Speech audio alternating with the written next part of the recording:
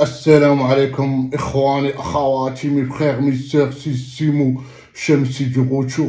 Je suis de retour Simou Chamsi de retour. السلام عليكم مساء الخير جميعنا الخوت والخواتات. Il est 17h ici Paris. تحياتي للجميع. Aujourd'hui on est je crois c'est le 18 septembre 2024. تحياتي للجميع. المهم موضوع اليوم كما شفتوا الخوت والخواتات في العنوان وفي المينياتور مرة أخرى غادي نتطرق لموضوع ديال بدعدع كنقطة أولى. الجزء الأول، الجزء الثاني هويا مسطار، الجزء الثالث الحراقة الخوت والخواتات اللي شفتوا هاد الأيام هاد الضجة اللي نايضة في باب سبتة. المهم غادي نحاول نحلل، نعطي المعلومات اللي عندي، الخطوات اللي قمت بهم، وغادي نبين الرأي العام والحكم لكم الخوت والخواتات. تحياتي لكم جميعا. المهم النقطة الأولى غادي نبدا بالمجرمات. ملي كنقول المجرمات على حسب الخرجات ديالهم الغير مسؤولة. المجرمة الأولى بالخرجات ديالها الغير المسؤولة اللي هي بدعدع. هاد الناس هادو كيسحب لهم السيبة. الخطوة اللي قمت بها أنا ذاك النهار حاولنا نوصلوا الصحافة بالدار البيضاء. اليوم اتصلت بواحد الصحافي بمدينة الرباط الخوت والخواتات اللي هو من لوبينيون الرأي جو خو بالعربية. تواصلت معاه وهضرت معاه في الموضوع، وغادي نعاود نهضر معاه وغادي نشوفوا الأمور كيفاش غنديروا. المهم هذه هي الخطوة اللي قمت بها اليوم. ماشي انا غادي نتعاطى معاك يا بدعدع، ولا غادي نحكم عليك، ولا غادي نصيفطك للحبس. انا مواطن عادي كيما نتيا كيما انا. الفرق بيناتنا هو اني ملكي وطني احب بلادي رغم اني في المهجر. انت عايشه في بلادك ولكن ما راضياش على الوضعيه لانك طماعه ومتسخه وخائنه بالافعال ديالك. ولهذا انا ملي كنقول الخوت والخواتات بالخصوص هاد المتسخات هادو، ملي كنقول ما غادي نطلقش، ماشي قضاء، انا ماشي بوليس، انا مواطن عادي، ولكن عندنا امكانيات متواضعه. قنوات ديالنا، اللسان ديالنا، اتصالات هاتفيه اللي ممكن نكفو هاد الناس هادو على حدهم. ولهذا من تعدى حدود الله فقد ظلم نفسه. العين بالعين والسن بالسن والبادئ أظلم. انت اللي بديتي طاولتي على اعراض جلالة الملك عدة مرات، طاولتي على اعراض المواطنين عدة مرات. كنهضر مع بدعدع.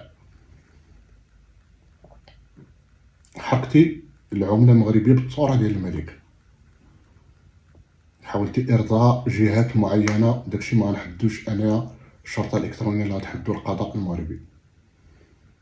ولهذا انا مازال مستمر معاك. ما تقولش لي شكون انت، حاس براسك ولا ما عرفت شنو. انا ما حاس براسي ما حتى شي حاجه. انا كندير في الواجب الوطني، ما عندي لا نقاء ولا جمال ولا مصلحه مع اي كيان. اتس اوكي اوني داكور جوسكا لا. ولهذا انت متسخه بدعدع. ما تظنيش بانك صافي الامور رقدات. ما رقد والو. ان شاء الله يكون خير بطرق قانونيه وديمقراطيه. انا ماشي ناطق رسمي ديال العداله ولا ديال الامن، وانما كنوصل الرساله ديالي. هذا زيدي فيها وانت اللي غادي تحصلي، ماشي انا، ماشي المغاربه. غادي نجي لهويا مسطار، فيه ما يخص هويا مسطار اللي حتى هي زادت فيها مده 3 سنوات ولا 4 سنوات. هادي القصه ديالها كتعرفوها كاملين، ولكن مؤخرا زادت فيها بزاف حتى هي. الناس يقول لي راه كاين هويامات، كاين بدعدعات، كاينين بزاف، ولكن هادو اللي كنعرفوهم، هادو اللي سمعناهم، هادو اللي وصلونا المقاطع ديالهم. لعل الله خير نوصلوا مع هاد الناس لشي نتيجه، نوقفوا هاد النزيف هذا.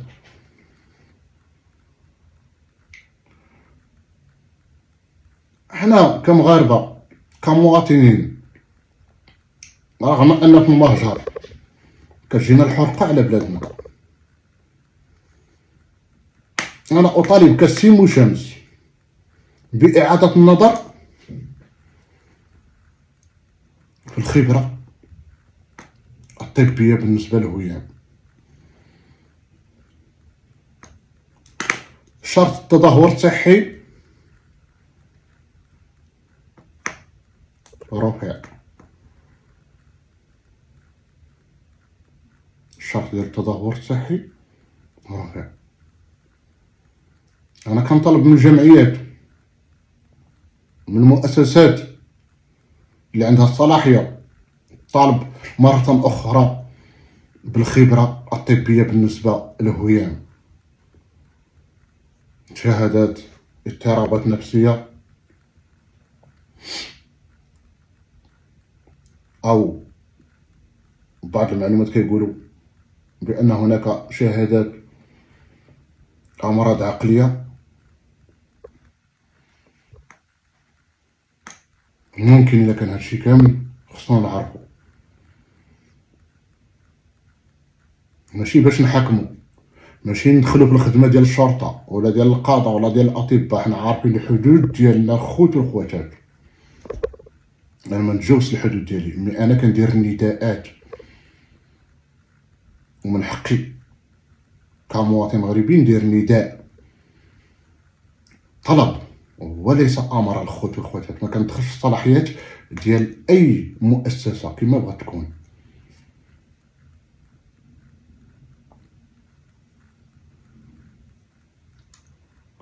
النهار اللي شدات هويام على الطفله ديالها، باردون، نهار شدات على الطفله ديالها كتبت عليها اضطرابات نفسيه بشهاده طبيه، وديك البنت واش تعطات الام ديالك كان بزاف شروط ما احترمتيهاش. الان الا دخلت الجمعيات من الواضح الخوت والخواتات بان غادي تفقد لاكارد، رغم ان الام ديالها ما بغاش لاكارد، الاب ما بغاوش لاكارد، والسيده خصها تسوانا، اضطراب صحي ملموس بالدليل الملموس الخوت والخواتات. اذا واش غنبقاو ساكتين نبقاو نتفرجوا؟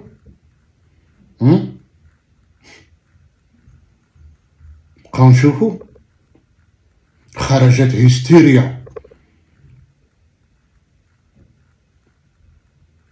كتجمع كلشي، الطريقه ديال الخطاب ديالها للمؤسسات والسده العليا والجلاله الملك محمد السادس نصره الله، طريقه زنقاويه ديال الشوارع.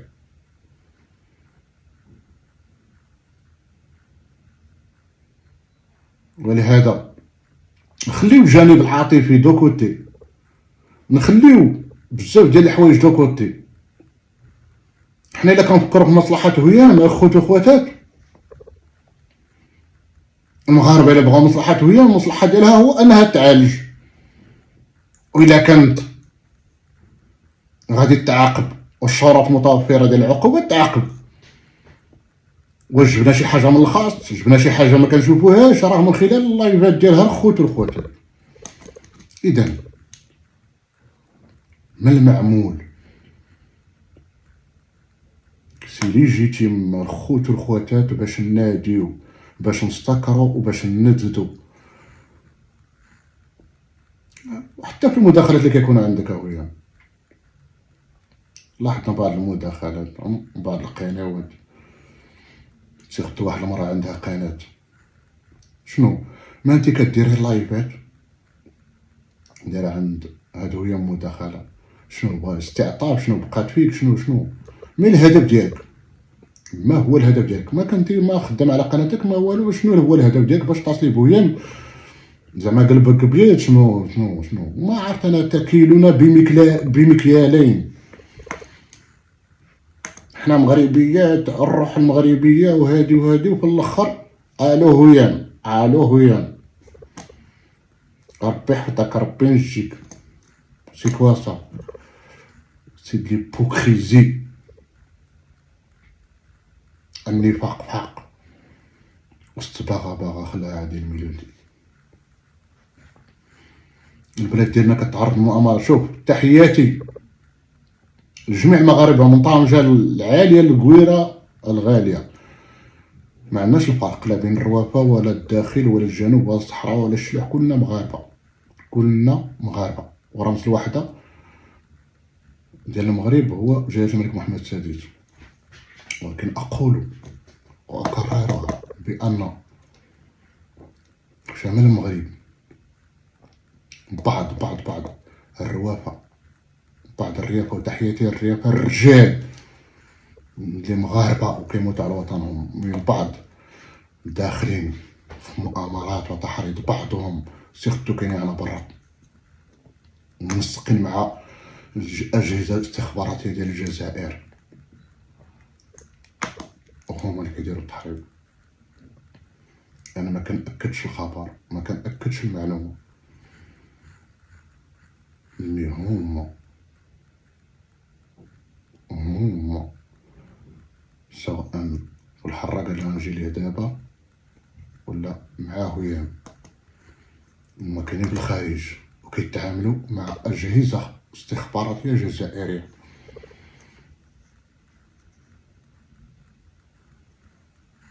خذوا خواتات، طالبوا جمعيات جهات مسؤولة، طالبوا بإعادة النظر بالتحقيق في موضوع ديال الهيام. نتوما عندكم إمكانيات باش توصلوا لهادشي كامل وتأكدوا هادشي. أنا ما عندي اتصال لا مع الشرطة لا مع القضاء، ما كنتبادلش معاهم المعلومات، ما عندي معاهم حتى شي علاقة. الخوت وخواتات باش ما تفهمش غلط، ولكن أتابع عن كتب وأحلل وأناقش الخوت وخواتات. البلاد ديالنا كتعرض لحملة ممنهجة تحريض. داك الحراق داك النهار ياك شتو 12 راه كانت 12 نتلاقاو في البنيدة، طاحوا بعض الشباب، طاحوا في هاد الخزعبلات هادو في المؤامرات ديال الاستخبارات ديال الجزائر، المخابرات الجزائرية ديال الكابرانات. عطيتوهم فرصة.